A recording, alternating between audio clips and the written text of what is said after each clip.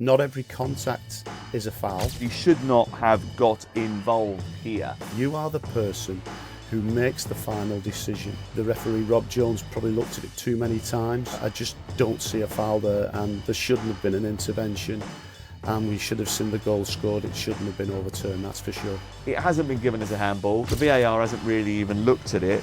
More frustration and anger from certain fans in certain quarters on social media. But in my opinion, there's no way that's a penalty. The referee should have seen this on the field. It's not re-refereeing. This was a clear and obvious error. This was a clear foul, a clear shirt pull. Hello, welcome to Men in Black, a brand new weekly podcast where we suit up in judgment and dive into the Premier League's most debated VAR calls. I'm Sam Matterface and I'm joined by the former Premier League referee, Chris Foy. It's another busy one today. Chrissy baby, you're already sweating, you look red. He's got a tin hat on, so we better get straight into it. Now, if you want to listen back to some of the previous shows that we've done, they're in the Premier League All Access feed. They're on the talkSPORT YouTube channel. So make sure you go back, rate and review it and tell us what you think. And don't forget, in future episodes, we'll be looking to cast our eye over some of the grassroots action and incidents from your game. So if you've seen a great refereeing decision or a bad refereeing decision, or you want an explanation as to why a decision has been made, then you can send us your clips and we could be dissecting your match right here on talkSPORT. The address is on the screen if you're watching on YouTube right now. Okay, let's get on with analysing the top flight action from the weekend. And let's start with an incident that has everyone screaming blue murder at Stamford Bridge. Trevor Chalobah had his foot stepped on by Rodrigo Muniz. I cannot believe they are going to chalk a terrific goal off for that level of foul. And there will be an inquest here as to whether or not that was an intentional block by Sessegnon, and his arm was up and his elbow slightly raised here. I think it's a penalty personally, but yes. I don't think it should take this long to sort it out. No, but in the build-up to the penalty, we've had 4 weddings and a funeral. Let's start with Chelsea 2, Fulham 0 at Stamford Bridge Saturday lunchtime, and another week and another decision from Marco Silva to be incensed by Chris. Fulham took the lead, 21st minute. Josh King scores his first ever Premier League goal. Beautiful finish, and it was scrubbed out by the VAR because it was suggested to Rob Jones that there was a foul on Trevor Chalobah in the build-up to it. Now, we know that this is the wrong decision now because immediately Howard Webb took action and took Michael Salisbury off VAR duties for Sunday's game between Liverpool and Arsenal because he should not have got involved here. So, 2 big questions for you, Chris. Where's the high bar? And why is Rob Jones not standing up for himself? Start with the first one. Why has the VAR decided to get involved in this decision? Well, it's a poor judgment, Sam, to be brutally honest with you. The VAR, as you say, Michael Salisbury shouldn't have got involved. We talk about the high bar. We've done it since the start of the season. We're 30 games in. Not every contact is a foul. That we know that for sure, but it's about protecting player safety as well. And this incident, it's Rodrigo performs a bit of a trick, and as he sort of lands on the floor, he just stands on Trevor Chalobah's foot. Well, it's actually Chalobah that's making a challenge, and the ball breaks, and obviously Fulham score a goal. Michael Salisbury felt that it was a careless challenge, but I just don't understand how that could have happened, because if anything, it was Chalobah who made a challenge and not Rodrigo. He obviously feels that it's a foul, it's a careless foul, and he recommends a review. And obviously, then you've got the situation where he's saying to the referee, Rob Jones, go to the monitor and look at it, which Rob Jones does, probably looks at it on a loop and keeps looking at it and looking at it. But I think if he takes into context the whole scenario and looks it through, he quite clearly see that it's just an accidental contact. He's got nowhere to put his foot, and the goal should have stood. Now, we know as referees, when you're on the field and you go to the monitor, you are the person who makes the final decision. And what Rob Jones should have done would stay with the on-field decision of goal. He shouldn't have intervened in that situation. So are referees told not to change their mind when they go to the monitor? Because it does feel like every time they go to the monitor, it's inevitable that that decision is going to be overturned. You make a really good point, but that's not the case. You know, all options are open when you go to the monitor, and I'm pretty sure that sometimes we see referees go to the monitor. We saw one at the end of the season at Fulham over a handball. I think in this situation, the referee, Rob Jones, probably looked at it too many times and felt that it was a foul when it wasn't. This is something now he's going to have to reflect on along with Michael Salisbury. And as I said, I just don't see a foul there, and there shouldn't have been an intervention. And we should have seen the goal scored. It shouldn't have been overturned, that's for sure.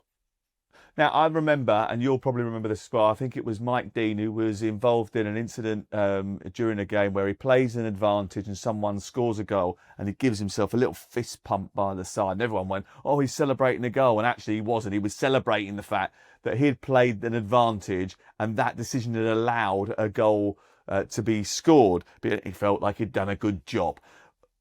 When Rob Jones goes home on Saturday night, what's he going to be feeling? When Michael Salisbury gets the call from Howard Webb being told, you're off Liverpool Arsenal, what's going through his mind? Does he know that he's made a massive rick? Well, they'll be hurting because they set themselves very high standards. You know, we all want to referee football matches, or if we're not refereeing, when we're in the VAR hub, we want to put our kit in our bag and go home. Nobody knows who we are and we've done a good job. And sometimes they get decisions wrong and it hurts. You know, it really does hurt because your personal pride's there and you want to get all the big decisions right. But now it's time for reflection. You know, how did it happen? Why did it happen? How will I prevent it happening in the future? So it really is a big one for those two guys to reflect on. The ex-pros that you speak to in and around the ground, I was at this ground on Saturday when it happened. And the general feeling is that this is the problem with refereeing. Some referees haven't played the game. They haven't got the feel of the game. They don't know what it's like to be in that situation. Can you understand that accusation?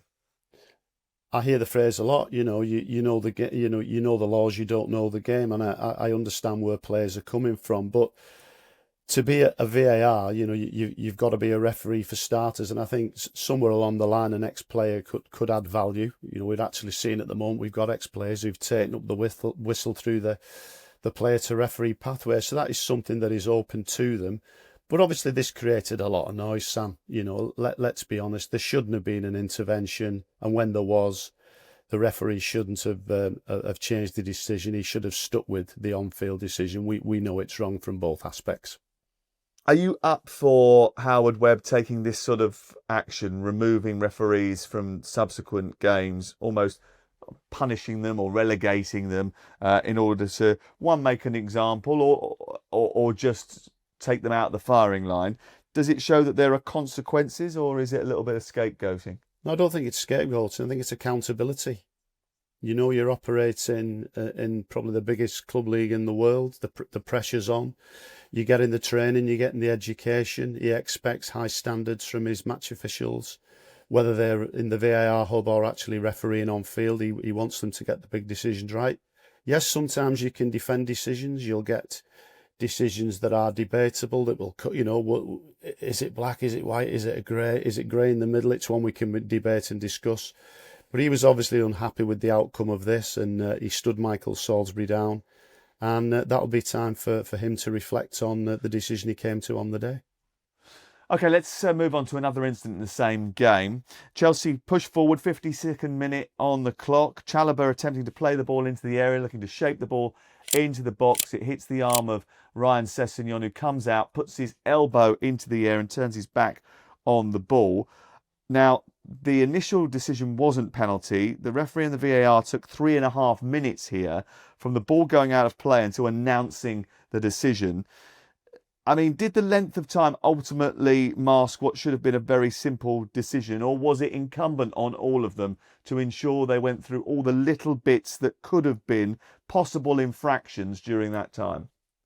Well, there was a little bit to dissect in this one, wasn't there? You know, there was a potential handball by Pedro. There was a challenge. So you've got to break all those bits and pieces down. And then when you look at Sessegnon, the way he's jumped, with his leg outstretched, his arm is away from the body, This was a really good on-field review. The surprising thing for me was the referee didn't see it in real time. I thought he would have done, but he didn't. I recommend, a review was recommended for this situation, and quite rightly a penalty was given, because in my mind that was a clear handball offence. You're not having any of the other ones, though? You're not thinking that maybe... No. It was a handball by João Pedro, a little push, maybe the foul by Caicedo and Alex Iwobi. You're not having that. No, there was a lot to unpick there. I think there was a little coming together with Anderson, another player. There was the minor contact with Iwobi and Caicedo, and the situation with the handball with Pedro. The ball just bounced up and hit him. So you unpick all that, and then you look at the big decision penalty, which it was right to recommend a review, and in my opinion, a good on-field review and the correct outcome. Went on for a long time, though, or a longish time, 3.5 minutes, as we said. Do you think that's because the first one was playing on the mind of the officials? I would like to think not, but, we've just mentioned 3 minor situations that occurred prior to the ball striking Sessegnon's arm. But when you've got to unpick all 3 of those, and the referee he goes to the monitor and looks at it. But as I said, in my opinion, I just think it should have been seen on field. Quite clearly it wasn't, but thankfully we got the right outcome. Is it helpful, Chris, when you've got players like Anthony Robinson criticising refereeing decisions after the game on social media, like publicly doing it? On his social media, he says this: if they can check something for 5 minutes and still get it wrong, then what's actually the point? Standard of officiating in the Prem has been shocking for a while now. Does that mean that there is a bit of a disconnect between players and officials? Has he got a point, or was that just frustration boiling over? What do you think? I think it's the last bit, Sam. I think it's frustration boiling over. They've lost a football match when they probably should have been 1-0 up. It didn't happen, and sometimes after a game, you do get frustrated, you do get angry, and everybody's got an opinion. That's the game we're in. Fans, managers, coaches, players will all have an opinion. I think that. What are we now? We're 30 games into this season. I don't think I've heard those comments too many times from players or managers. I don't think we've had too many complaints. But look, the player in himself is entitled to his opinion. That's for him. I'm pretty sure that he'll discuss that with his manager on how he think the referees perform. But in the main, what the referees do is you just blank that out and try and concentrate on getting the big decisions right as you move forward.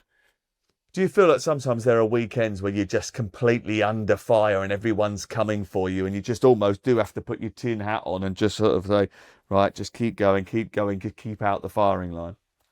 Is that me or the referees?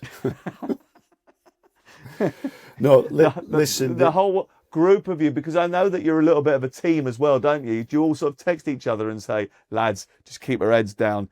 Don't go to the golf club tonight? No, that's not me anymore, Sam. I've moved on from that. But yeah, I mean, I can recall when I was refereeing, there's weekends where it goes fantastically well and everybody thinks you've done a brilliant job, and there are weekends where it doesn't go too well and it's disappointed and you're frustrating yourself. You've just mentioned Anthony Robinson. There's frustrated. I've been as frustrated myself sometimes when I've refereed a game and watched it back. I've been behind the couch and watched Match of the Day and peered over and gone, why did I do that? And I've been as angry as probably he was. But it's about putting that to one side, let the hot air balloon go, as a sports psychologist will say, and move on to the next game pretty quick. And we've all had that. We all watch stuff that we do back. I've done it. I've had it look this weekend. I've looked back at something and gone, that was absolutely ridiculous. Why did you do that? And, I'm sure players are in the same position as well. They've made bad passes. So we all look back at our own work and think we could have done better, and we want to get better. And I suppose one of the sort of processes we're going through this is sort of working out how we can all get better at understanding the laws and the communication between referees, players, fans and official, because fans understanding what the referees are trying to do, I think certainly helps them understand it all a little bit better and puts it all in context. Scott Parker, though, he wasn't happy with the officials after the game at Old Trafford, where there were a couple of big incidents to dissect. My goodness, this is close, and it's Lyle Foster again who's put the ball in the back of the net, and this is inches if he is offside. I mean, it looks so close, doesn't it? I'm sorry, I can't see an offside there. I just don't get it. Well, I'm baffled, but then that's VAR, isn't it? Lyle Foster thinks he scored a goal in the 59th minute of this game at Old Trafford, an important junction in the match. Flag goes up for offside, very, very tight. Now, we've got a picture which we're putting up on our YouTube channel which sort of shows where the offside infraction is. It's hard to decipher, and actually we've got a little red line showing the area on the arm where it's supposed to be offside. The broadcast at the time didn't have those red lines, we do.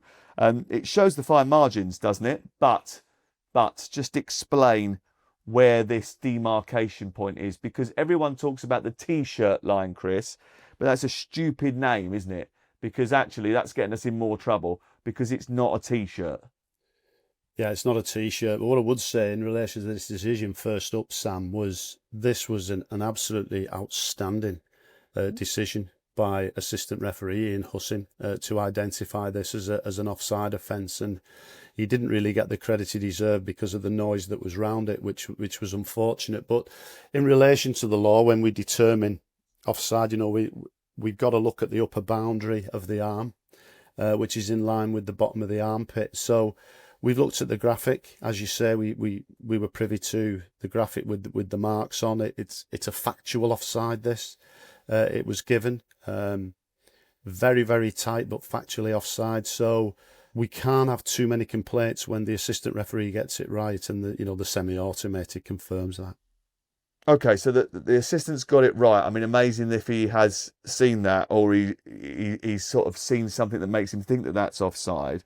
But the semi-automated offside has backed him up. Now, how does that work? I mean, how accurate is that? I mean, we don't know. I don't know the intricacies of how it works. But do we have to trust that technology that it's 100%? Because I remember when we were doing the cross-haired lines and all that kind of stuff, everyone was saying, oh, there's a little bit of margin for error here. Are we a lot more comfortable with the semi-automated offside technology that is pinpoint accurate? Well, what they would say is that they get 100% of offside decisions correct. What semi-automated does, it speeds up the process because of there's more cameras, and that's what the game wants, and that's what the game expects.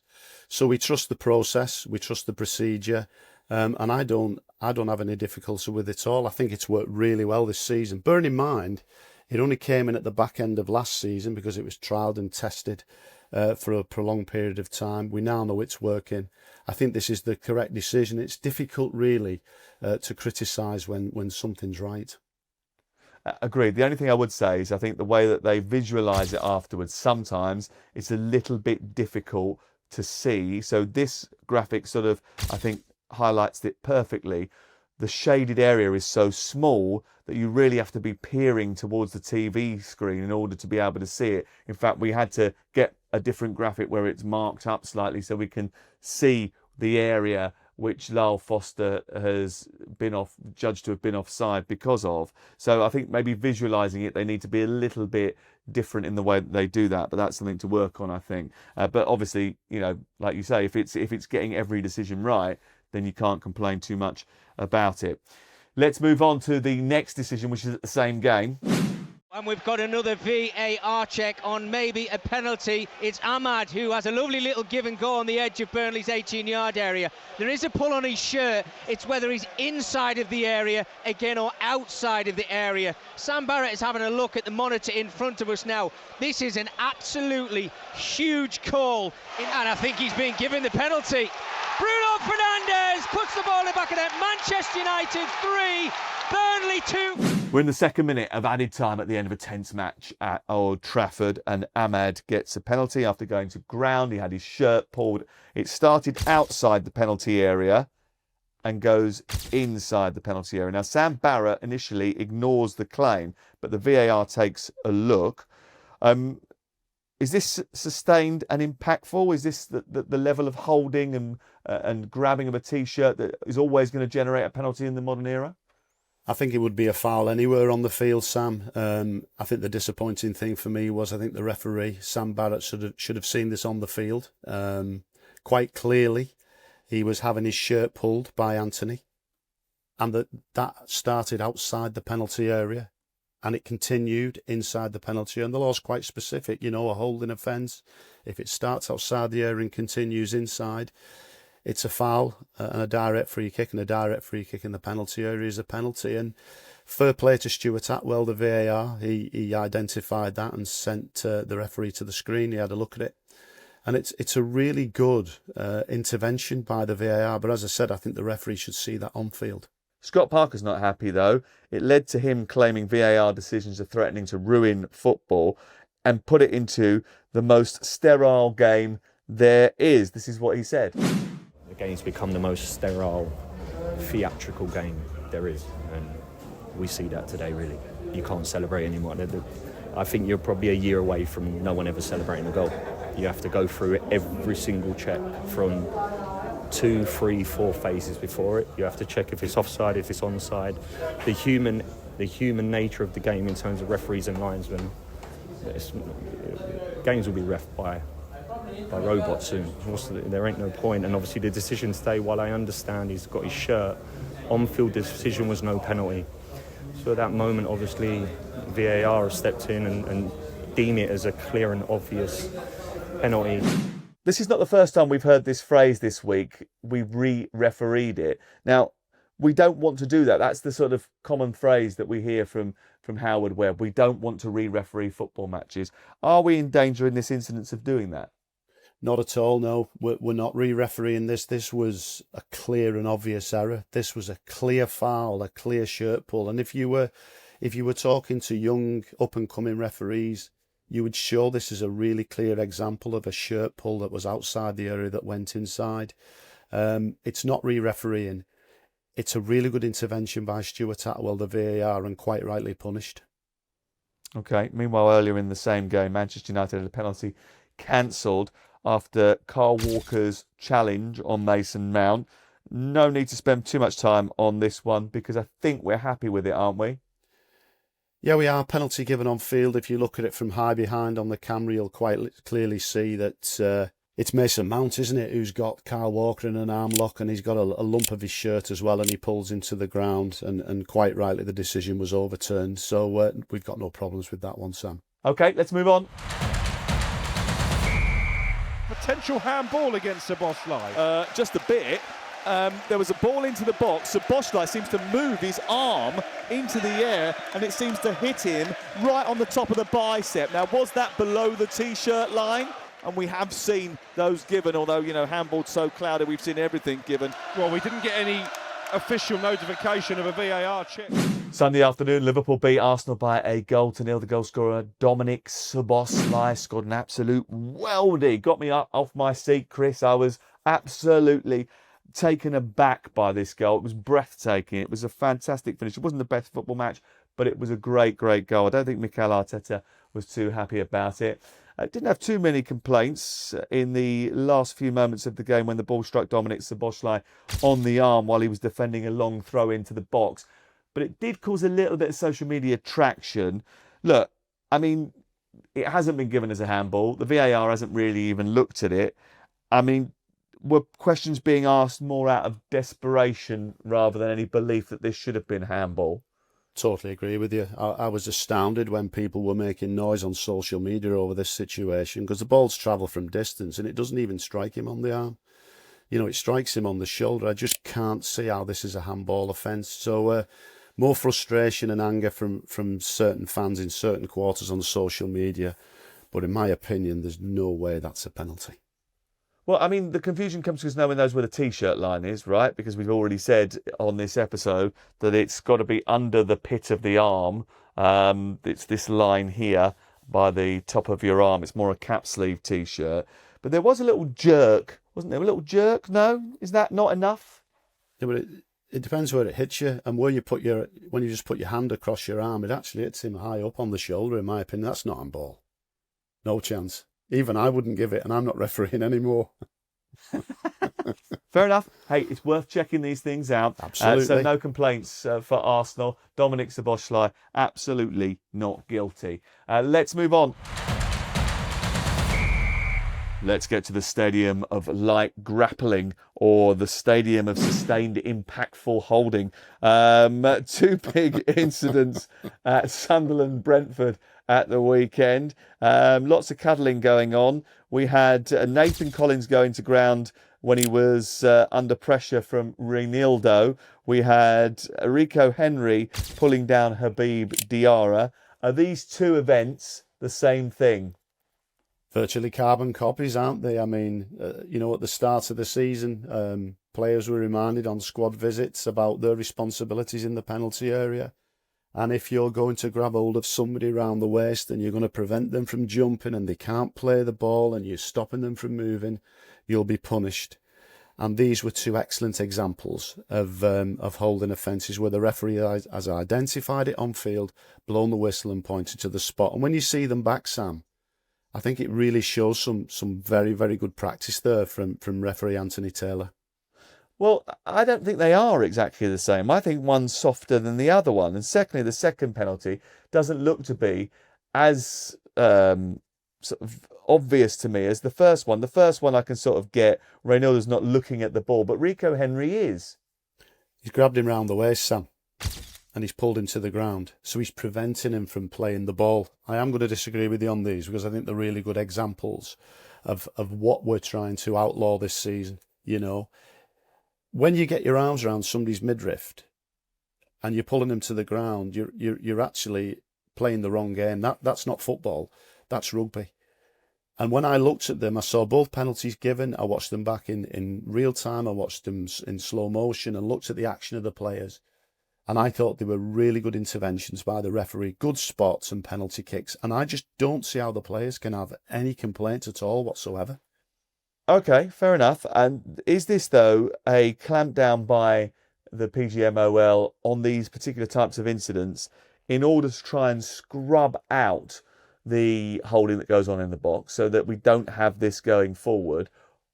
Danny Murphy, I think, said over the weekend, I want all these soft penalties to be given because I want a situation where we're going back to going up, jumping against your marker, using your arms as leverage and not cuddling everybody inside the penalty area every 2 minutes, which we do know is something that they want to get rid of, and understandably. And are you going to maintain, are the referees going to maintain this over the course of the season, or is this just going to be a one-hit wonder? Well, it's certainly not going to be a one-hit wonder. And the amount of, players I speak to, former players as well, say that, that they're tired of it. They're tired of seeing what goes on in the penalty area. As a referee, I look back now and think, could I have done more in those situations? You go in and you warn the players, and then you go back in and warn the players. Well, that stops. A referee now is going to go in once and warn the players if they're pushing and shoving and jostling for position.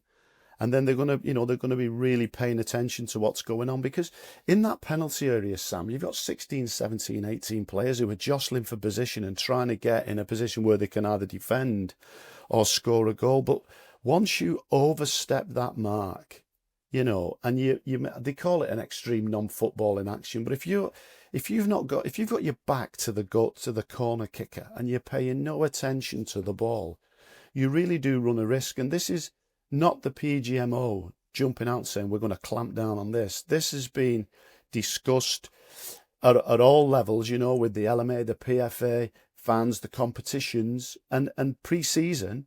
Referees are going into clubs, they're showing clips of incidents and they're saying, look, this is not acceptable. So it's not a surprise, but it will carry on. And as I said to you, I thought that the two examples we saw at Sunderland, in the Sunderland-Brentford game, were really good examples of non-footballing actions where players were quite rightly punished.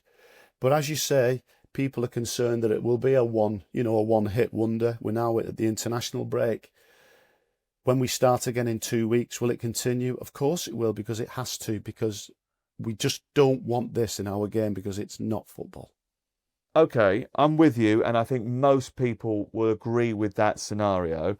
But when you're in the penalty area, there's a lot of these instances. You've already mentioned it. There's a lot of this holding that goes on. you have to then punish every single one, don't you? And it's very difficult to see which one should take precedence. Sometimes you've got 3 or 4 incidents happening in the penalty area all at the same time. How do you differentiate between, if you've got 2 incidents which are opposition A fouling opposition B and 2 incidents the other way round, how do you decide whether to give a penalty or give a free kick in the other direction? Well, you've also got the flip side to the coin, haven't you, where attackers can be fouling defenders, where you've got an attacker and a defender and they're both holding, where you've got mutual holding. That's the point. Yeah, and that could be happening all over the penalty area. Yeah, but you're not going to punish mutual. If both players are holding, you're not going to punish that because that's mutual holding. They're both having a go at each other, which I understand. Defenders will want to be touched tight. You're always going to get contact in football. Contact is a normal part of football. You're always going to get it. But you've got to be looking to identify the ones that have that, that clear material impact. That's not a football in action. You're always going to get a little bit of rough and tumble. That's what football is. But when they're isolated incidents and they stand out, those are the ones that will be punished. Final little bit of business for you today, Chris. Now, I don't like the celebration police. I've got to be honest with you. I don't like people saying that you can't celebrate in a certain way. Sometimes on social media, certain fans don't like other fans having fun, and we don't like to pour cold water on people enjoying themselves when something big has happened. Jean-Philippe Mateta has scored 39 Premier League goals. For the previous 38, he has celebrated with a kick against the corner flag. For the first time, he has been booked for it. What's going on here? I mean, this is a little bit unnecessary from Stuart Atwell, isn't it? We all want to see goals, don't we? We love football. We want to see celebration, and some of them are really innovative. And yes, he does kick the corner flag. I think in this situation, it was a little bit excessive. For the simple reason, he just didn't kick the corner flag. He booted it out of the ground, and quite clearly where he did it was in front of the Aston Villa fans as well. So I think if he'd have just kicked the corner flag and jogged on, he might not have seen a card. But the fact he volleyed it out of the ground and where he did it was excessive, and he got a yellow card. But we don't see too many cautions like that, do we, for goal celebrations? But he's just going to have to be mindful in the future. We're not killjoy, Sam, He was too powerful with his kick. Fair enough. Look, I suppose if it had to come out and hit someone, we'd have been screaming that it was dangerous. So that's what it's there to prevent, I guess. But, obviously, this is not the first time he has done this celebration. So you'd have thought that someone had warned him before, hey, Jean-Philippe, you can kick it, but just tickle it. Don't kick it too hard. Hopefully we didn't kick you too hard today and only tickled you, Chris. And you'll come back next week to review all of the incidents when the Premier League resumes in a couple of weeks' time, actually after the international break. Whatever you do, make sure you rate and review the show. Tell all your friends about Men in Black. Share all our clips on social media. And remember, you can listen to the whole podcast if you haven't heard it yet on the talkSPORT app or wherever you get your podcasts on the Premier League All Access feed. Thank you very much to Chris. Keep your grassroots clips coming in on the address that you can see on the screen, and we'll be back in a couple of weeks when the Premier League returns.